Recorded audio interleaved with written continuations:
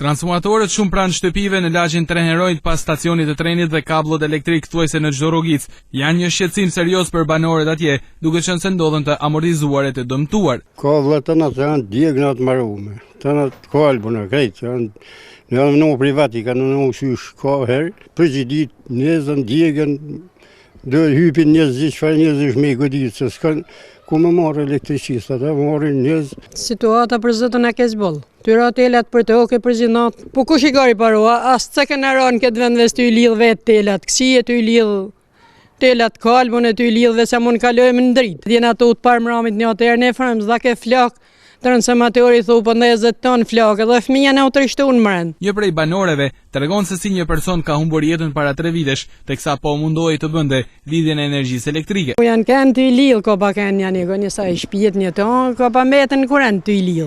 Në mënyrë private vite? Po në mënyrë private i dhash nëjë 2000 lekë, si i thonë, se me kanë të i lypi shkërët, e ne i godit ke lekë e pale. Sa ku shkon kjo ngjarje? Mane 30 janë, kena pagu edhe për të bëllë.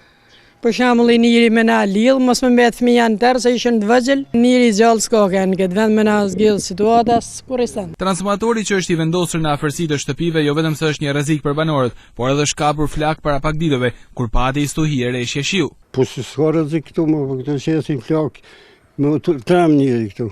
Ku ka ndodhur për herë të fundit që kanë nxjerr flak? Po ka të para të natë që është ju.